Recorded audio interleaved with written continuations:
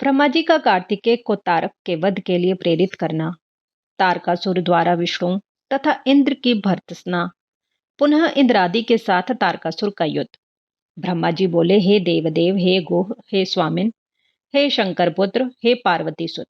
विष्णु तथा तारकासुर का यह व्यर्थ संग्राम शोभा नहीं देता। यह अति बलवान तारक विष्णु से नहीं मरेगा, क्योंकि मैंने उसको वरदान दिया है। यह मैं सत्य सत्य कह रहा हूं। हे पार्वती सुत, आपके बिना इस पापी को मारने वाला अन्य कोई नहीं है। इसलिए हे महाप्रभु, आप मेरा यह वचन स्वीकार कीजिए। हे परंतप, अब आप शीघ्र ही इस दैत्य के वध के लिए तत्पर हो जाइए। हे शिवापुत्र, इसको मारने के लिए ही आप शंकर जी से उत्पन्न हुए हैं। हे महावीर, आप रणभूमि में इन पीड़ित देवगणों की रक्षा कीजिए। आप न तो बालक हैं न युवा हैं, किंतु सर्वेश्वर प्रभु हैं। आप इस समय व्याकुल इंद्र, विष्णु, अन्य देवताओं एवं गणों को देखिए और इस महादैत्य का वध कीजिए तथा त्रैलोक्य को सुख प्रदान कीजिए। इसने पूर्व काल में लोकपालों सहित इंद्र पर विजय प्राप्त की है और अपनी तपस्या के बल से महावीर विष्णु को भी अपमानित किया है। इस दुरात्मा दैत्य ने संपूर्ण त्रैलोक्य को जीत लिया और इस समय आपके सानिध्य के कारण उन देवताओं से पुनः युद्ध किया। इस कारण आप इस दुरात्मा पापी तारकासुर का वध कीजिए। हे शंकरात्मज, यह मेरे वरदान के कारण आपके सिवा किसी अन्य से नहीं मारा जा सकता। ब्रह्मा जी ने कहा। मेरी यह बात सुनकर शंकर पुत्र कार्तिकेय प्रसन्नचित्त होकर हंसने लगे और ऐसा ही होगा यह वचन बोले। तब वे महाप्रभु शंकर पुत्र असुर के वध का निश्चय कर विमान से उतरकर पैदल हो गए। उस युद्ध भूमि में अपने हाथ में मोहलका के समान महाप्रभायुक्त देदीप्यमान शक्ति नामक अस्त्र को धारण किए हुए वे शिव पुत्र कार्तिकेय पैदल दौड़ते हुए अत्यंत शोभायमान हो रहे थे। अत्यंत प्रचंड, महाधैर्यशाली और अप्रमेय कार्तिकेय को अपने सम्मुख आता देखकर उस तारकासुर ने देवगणों से कहा, क्या शत्रुओं का वध करने वाले कुमार यही हैं? मैं अकेले ही इस कुमार एवं अन्य वीरों के साथ युद्ध करूंगा और लोकपालों सहित समस्त गणों एवं विष्णु आदि देवताओं का वध करूंगा। ऐसा कहकर वह महाबली तारक कुमार को उद्देश्य करके युद्ध करने के लिए चला। उसने हाथ में अत्यंत अद्भुत शक्ति ले ली और वह श्रेष्ठ देवताओं से कहने लगा, हे देवगणों, तुम लोगों ने इस बालक कुमार को मेरे आगे कैसे कर दिया? तुम सब बड़े निर्लज हो। इंद्र और विष्णु तो विशेष रूप से लज्जाहीन हैं। पूर्व समय में भी इन दोनों ने वेद विरुद्ध कर्म किए हैं। मैं विशेष रूप से उनका वर्णन कर रहा हूं, तुम लोग सुनो। इन दोनों में विशेष रूप से विष्णु तो छली, दोषी तथा अविवेकी है, जिसने पूर्व काल में पाप पूर्वक छल करके बलि को बांधा था। उसी ने यत्न पूर्वक वेद मार्ग का त्याग कर धूर्तता से मधु तथा कैटभ नामक राक्षसों का सिर काट लिया था। उसके बाद देवता एवं दैत्यों के अमृत पान के समय उसी ने मोहिनी रूप धारण कर पंक्ति भेद किया और वेद मार्ग को दूषित किया।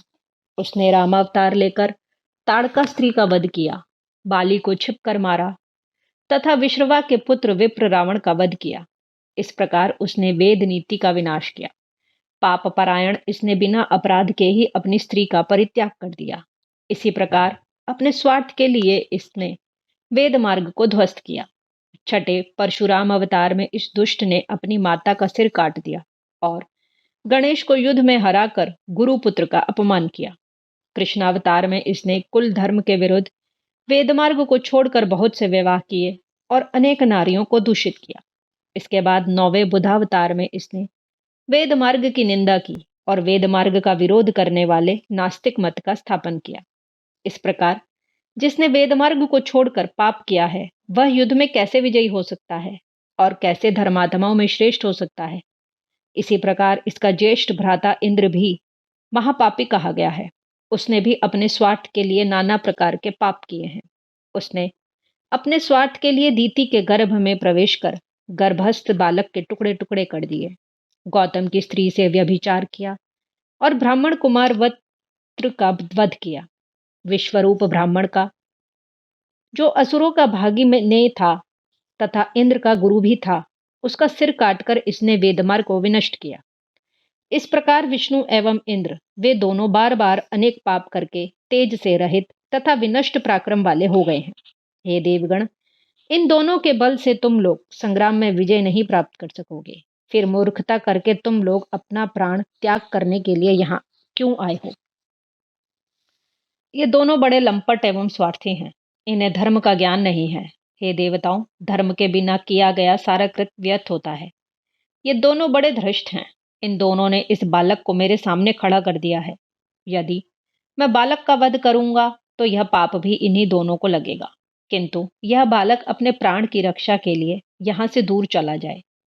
विष्णु तथा इंद्र के विषय में इस प्रकार कहकर उसने वीरभद्र से कहा, तुमने भी पहले दक्ष प्रजापति के यज्ञ में अनेक ब्राह्मणों का वध किया था। हे अनग, मैं आज तुम्हें उस कर्म का फल बखाऊंगा। ब्रह्मा जी बोले, इस प्रकार युद्ध करने वालों में श्रेष्ठ तारकासुर ने विष्णु तथा इंद्र के निंदा कर्म से अपना समस्त पुण्य नष्ट करके अत्यंत अद्भुत शक्ति ग्रहण की। तब बड़े वेग से बालक के समीप आते हुए उस तारकासुर को देखकर इंद्र ने कुमार के आगे होकर अपने वज्र से उस पर प्रहार किया। उस वज्र के प्रहार से देवताओं की निंदा से नष्ट बल वाला तारकासुर जर्जर हो गया और क्षण मात्र में पृथ्वी पर सहसा गिर पड़ा। तब गिरने पर भी उठकर उसने बड़े वेग से इंद्र पर अपनी शक्ति से प्रहार किया और हाथी पर चढ़े इंद्र को पृथ्वी पर गिरा दिया। इस प्रकार इंद्र के गिरने पर महान हाहाकार होने लगा। यह देखकर देवताओं की सेना में शोक छा गया। हे नारद, उस समय तारक ने भी धर्म विरुद्ध एवं दुखदायक जो कर्म अपने नाश के लिए किया, उसे आप मुझसे सुने। उसने गिरे हुए इंद्र को अपने पैरों से रौंदकर उनके हाथ से वज्र छीनकर उसी वज्र से उन पर प्रहार किया।